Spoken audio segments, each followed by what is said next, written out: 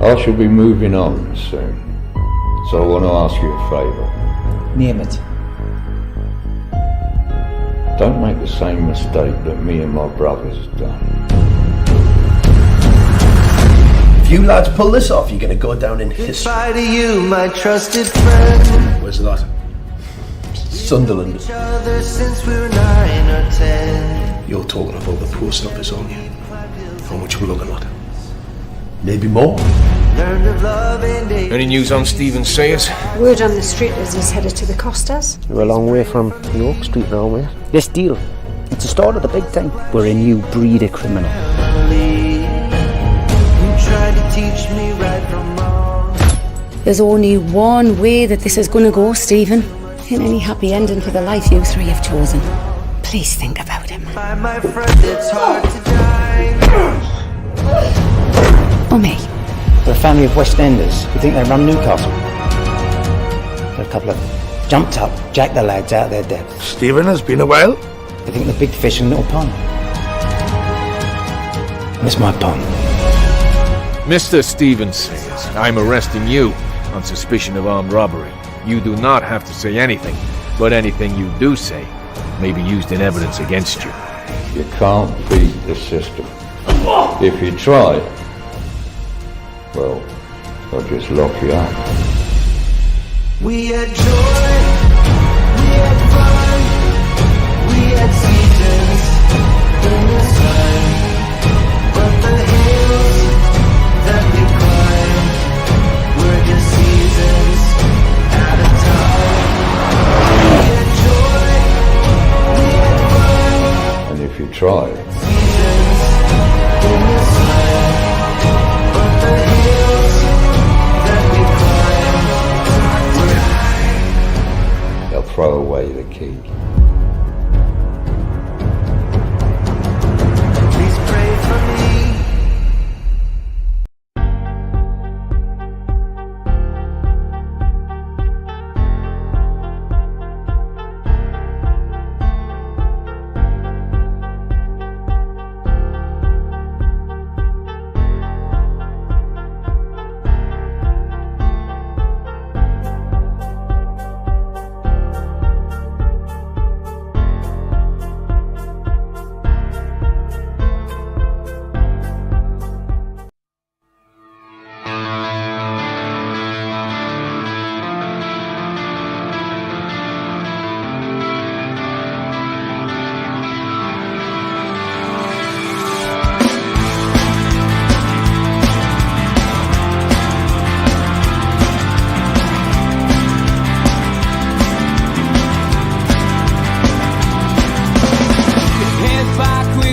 Attack. It feels like I've been talking to myself again.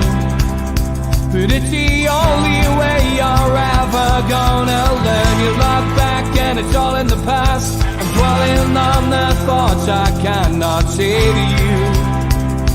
If I don't say the words, then maybe it's not true. And it feels alright when they come and say to you. Good morning, welcome to NUFC Matters. Early start today. Morning Dan, morning Andy, thanks for joining us early. It's Eddie Howe's press conference review for the game against Brighton, which takes place tonight at 7:30. Yep, that's right, 7:30 kickoff. Don't forget, sorry, it's an early kickoff, so make sure you're at the ground nice and early for this one. As always, we try and review the press conference each time it takes place, and Razor from BBC Radio Newcastle was up first asking about Longstaff, which you're all well aware of now, that he won't be featuring tonight. However, they've got a clear understanding of the injury now, but they've got no clear understanding on how long it will take to heal. So he couldn't really answer the question that Razor asked him, which was, will he play again this season? I guess it's a case of watch this space. Matthew then asked if there was any new injuries. He replied, not that I know of. We'll hear more from this particular question later. Razor then said it's tight at the moment for European qualification into the Champions League. How big a game is this in the grand scheme of things? And Eddie just played it down. He said it's a big game, but it's a big game, and we've had plenty of big games this season. It's between two good teams. It's going to be a tough assignment. Razor then asked him about the importance of having these 2 games at home. Brighton, of course, tonight, and then Leicester early part of next week. And he said, would you have chosen to do it this way? And he says, yeah, I mean, look, to do it at home is in an ideal world, that's what you would want to do. But he says, as always, as we've done all season, we're taking small steps. We don't look at the next game. We don't look beyond this game. And from our perspective, we can't look beyond the team that we're facing tonight. So it's going to be a good game. It's going to be a tactical game, and he's looking forward to it. The next question from Razor was about the Brighton fixture at the start of the season, and he said it seems like a long time ago, but that could be a very important point that you got down at Brighton. Eddie agreed. He said, his recollections of the day were that it was baking hot, and that the team as a whole were indebted to Nick Pope for his performance on that day, because Newcastle as a whole weren't at the best. But Nick Pope, earned us the point down there, and it could be very important. Razor asked how Brighton had changed since the appointment of the new manager, and Eddie was full of praise, as he often has been in these press conferences for the opposition's manager. He said that the player were the same shape. They've had a couple of rotations, of course, but pretty much the same style that they play. They're good at what they do. They play 3 players centrally. But in general, he was full of praise for the new man in charge at Brighton. Razor then asked him about Jamal Lewis. He said he's featured on the bench in the last few games, and, what's his future at the club? Eddie basically said that his future is unclear. As he always says, he's a valued part of the squad. His game has developed, even though he hasn't been getting match time, his game's developed, his training's been good, he's worked hard to improve himself. But because of the left-back situation, obviously we have Dan Burn, who's made that position his own, and we've got Matt Targett, who is an able replacement, that he's been unable to give him opportunities. And he's been unlucky with opportunities, and, that's the way it goes. Fate sometimes shows its hand, and, he was in a good vein of form when Eddie Howe arrived at the club, but then he pulled his hamstring. Newcastle United recruited players in his position, and that's just made it more difficult for him. It wasn't Keith Downey. Nick was next. Didn't have many questions, Nick, whoever Nick is. Didn't quite catch his surname. But he said, look, you've been involved in promotion. You've been involved in a cup final. Does that help you manage your expectations of the team? And, how do you do that as a manager? And he just said, look, you make things simple. You make things clear for the players. You don't make any radical changes. But the key is to be very, very calm. Nick then asked him about the Leeds game. He said, you weren't very quick out the traps. Is that something you want to try and avoid in these final 3 games?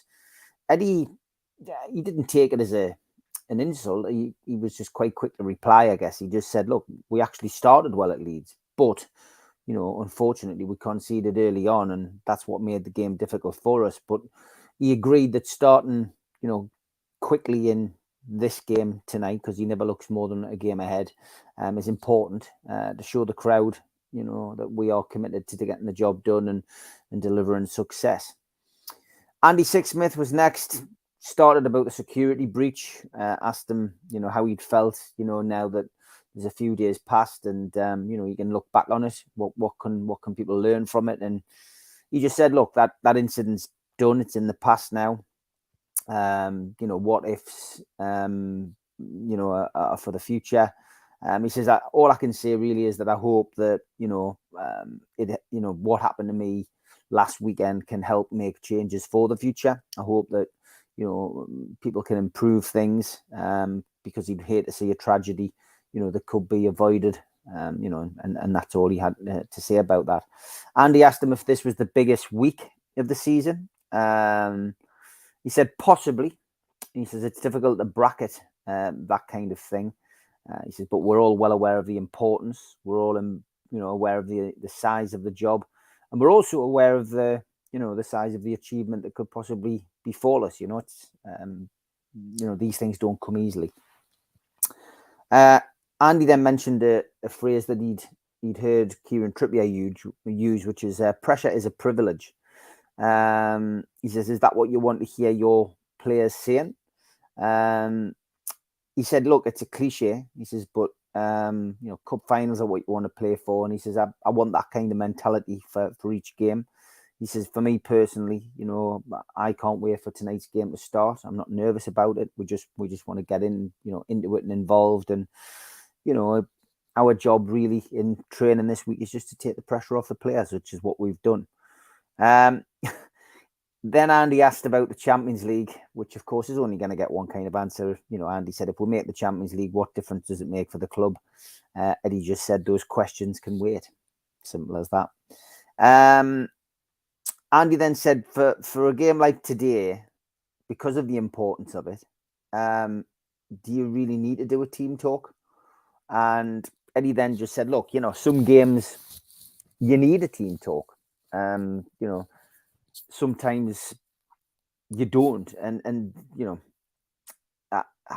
he just said, look, there really is just a message to give the players sometimes. It's maybe not a team talk about strategy or tactics, but sometimes it's just a message to give the players. And he says, so, I know what message I'm going to give the lads tonight. What you're hoping to see from the crowd, again, the press always ask questions about the crowd.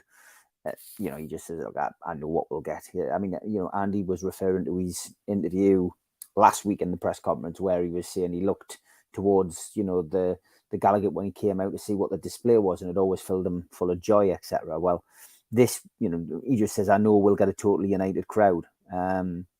It's up to us to engage the crowd, which is the hard bit, and we've got to try and keep them on board all the way through the game.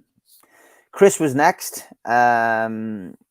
He said he referred back to what had been discussed in press conferences previously about how people felt that the build-up to the cup final had a negative effect on Newcastle in the sense that there was this anticipation of this cup final, and then it was we're back down to earth with a bump when we lost it kind of thing. He said, is it similar with this race for the top four? And he went, players aren't in that kind of moment long. He says, I don't think it's the same. He says, the league season is a long, it's a long process. It's over 9 months, 38 games, and you get used to it. He says, whereas cup finals are different. And he says, I still think that the cup final had a different effect on the squad to like the league does. But again, he just reiterated that they've instilled calmness. The players have been calm, and he feels that the players will cope with this situation mentally. Chris then asked, if you miss out on Champions League this season, will it feel like failure? And he just said, you've guessed it. That's a question for another day. Damien was next. If I told you last August that winning your last 2 home games will get you Champions League, would you have taken it? And he said, I would have snapped your arm off. He says, because, our aim at the start of the season was not to be fighting a relegation battle. And he says, we've surpassed that. He says, of course, the hardest part now is to get over the line and achieve these goals which are before us kind of thing. Damien then asked, do you have to pinch yourself sometimes to see where you're at? And he went, I don't have time to pinch myself. He says, because I don't stop, and I don't stop throughout the season. Luke Edwards was next. He asked him, are you enjoying this, situation that you find yourself in? He says, I try to. He says, but day to day, it's difficult to reflect. He says, I'm sure when the season finishes, I'll look back, I'll pick out certain games, pick out certain moments, and I'm sure that I'll feel, that it's been an incredible ride. Luke then asked, is it hard to add context, and look at where you were last season as opposed to where you are now? And again, he just reiterated that players move on quickly with their mindset. He says, but sometimes for a split second, it is important to maybe look back during the season and say, well, actually, we have done okay so far. But it's important not to stop what you're doing. And again, he just reiterated again about tonight's game and about Monday's game that there's no pressure on us, and that's the key. I think with Eddie, he doesn't want to put pressure on the players. So they make sure that in the preparation for the game, they don't, they don't talk about this we need this, we need that, we need the other. They clearly just take the players' minds off it. Luke then asked, what does he want the supporters to do? Does he want them to enjoy the last 2 home games? And he said, I don't need to say that. I just, I know that the fans will enjoy it. And, we've just got to give our best so that, they can have the best experience. Lee Ryder asked him, when you were at Bournemouth with Jason Tyndall, chewing things over in the manager's room, did you ever think you'd be, contemplating a Champions League campaign? He said, no, it's never come up in any of our conversations. He says, we've always tried to keep our feet on the ground. We've always tried to do the best job, and we've always, we've always just worked in the moment. He says, but as things progress, we obviously want more and more. He then said, Lee Ryder then asked, is the pressure tougher at the top? He says, I would imagine it's probably tougher last season when you were at the bottom, and in previous clubs where, you've been at clubs where players aren't getting paid, etc. And he went, yeah, he says, look, I'm always thankful for where I came from. He says, when I was at Bournemouth, we had bailiffs coming in, to the ground. We had, me and Jason buying equipment for the players to use, players not getting paid. He says it was a very grounding experience, and I'm very grateful that I went through that. He says, I had 6 months in the job to start with. He says it felt like 10 years. He said, so having come from that, it makes me appreciate the kind of moments that we find ourselves in now. He then mentioned Bruno and Joe Linton. He said they did a good shift. He says, you look at the stats from the Leeds game last week. He says they played well together. And he went, yeah, they're very different players. He says Joe Linton has given his all in every game physically. He's been superb. And he says Bruno, he felt, got back to his best with his physical outputs last week. And he said they're a really strong combination playing together. Jordan was next. He asked him how Jacob Murphy was doing, and this reiterates back to Razor asking if there was any other injury issues, which he'd said no. He then apologised to Razor. He says, I'll redo that part of the interview for you. But he just says, yeah, he's another doubt for the game tonight. Jordan then asked the controversial question, which has had everybody going mental on Twitter, Liverpool fans in particular, about the referee, Rob Jones, being from the Wirral. And Lee Marshall, who is head of PR and media, was quick to jump in and say that the FA Premier rules prevent Eddie Howe from answering questions, on match officials. So that was shut down immediately. George Colgan was next. He asked if the League Managers Association had been in touch with him with regards to last week's incident on the touchline at Leeds. He went, yes, I've had some nice support. He then just asked, in what kind of format is that? And, did they just say, how are you doing, Eddie? Are you okay? And he went, yeah. And he says, we had a brief chat on thinking about the future and how to maybe prevent these kind of things happening again. Miles Starford from the Shields Gazette just asked about Miggy. Was it good to have him back? He went, yeah, great to have him back. He scored a lot of goals in the early part of the season. He's an incredible athlete. He does a lot of work off the ball. It's good to have him back in the team. Miles then asked him about Matty Longstaff and how he's doing in his road to recovery. Of course, his contract's up at the end of this season. He's had another minor operation, Eddie said, on his knee, but hopefully he's on the road to recovery. He said he'd seen him on the assault bike, which he says if anyone's been on that, they will know how hard that is. And he says he's just got an incredible attitude, and he's just trying to get himself fit again so that he'd be eligible to play football in some way, shape, or form. For who or for whom, who knows?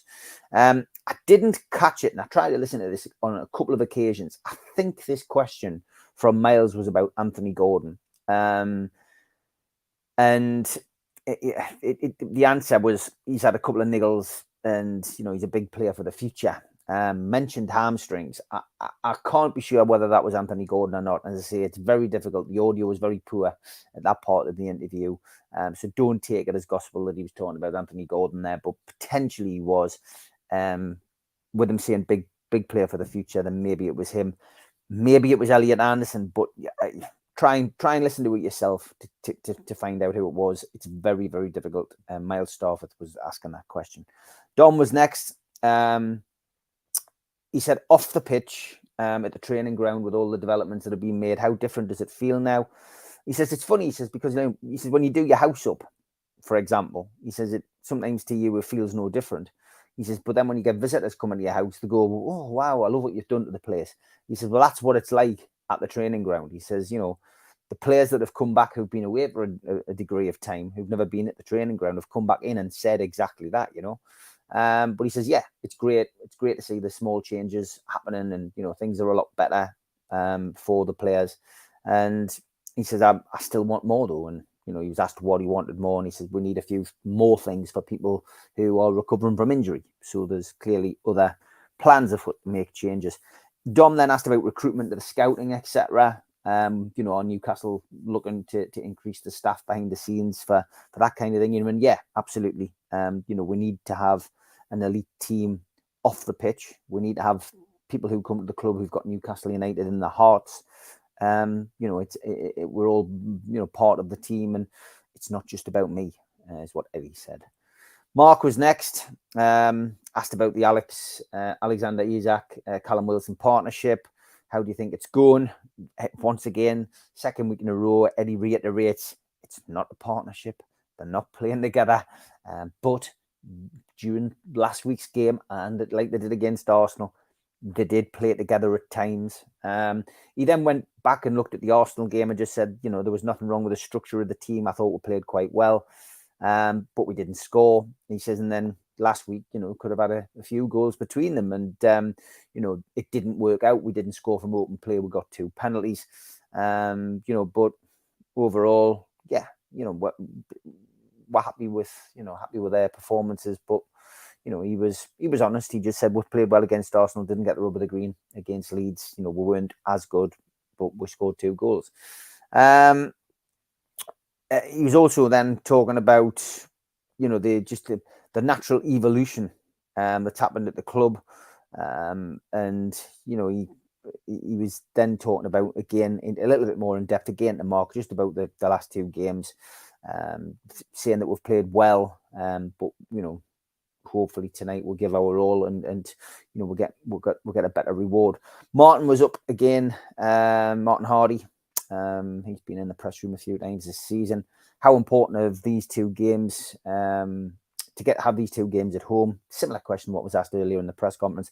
He went, yeah, it's important, but we've got to use it to our advantage. And we've got a tough opponent tonight, and we've got to get the crowd on our side. Is the message, if it goes to the final game against Chelsea, to stay calm? Was Martin's last question, and he just says, look, the only message I can give is we'll fight till the very last ball is kicked. We need to make sure that we're in our game for the next 3 games and give it our all, and the results will take care of themselves. And the message to the players, asked Martin, he said, well, it's not far from the similar kind of message to the supporters, but you get the feeling that he, like us all, wants to get this done at home. Kieran was the final person to ask questions today. He mentioned Jurgen Klopp, who of course has been quite vociferous about chasing us down, and hunting us down in this race for the Champions League. And Eddie just said, I don't feel we're being hunted. I don't feel that emotion. I'm not focused on any other team other than ourselves. Liverpool, Manchester United have both proved that they can, they're proven they can win groups of games without blinking. He says, but we're not focused on them. We're not focused on their results. We are just focusing on ourselves.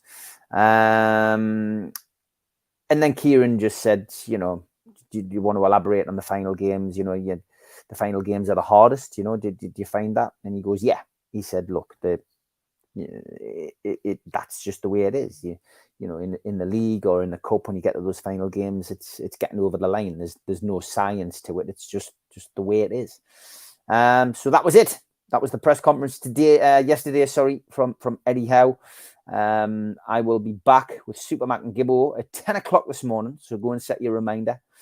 Dan, the intro music is the Long Sounds Worlds Collide. If you go onto the playlists that we have on YouTube, you can actually find quite a lot of the videos on there. So just type in the Long Sounds World Collide in the playlists, and you'll find it. But there's about 7 or 8 videos in there. See if you can spot the Newcastle United player in the video.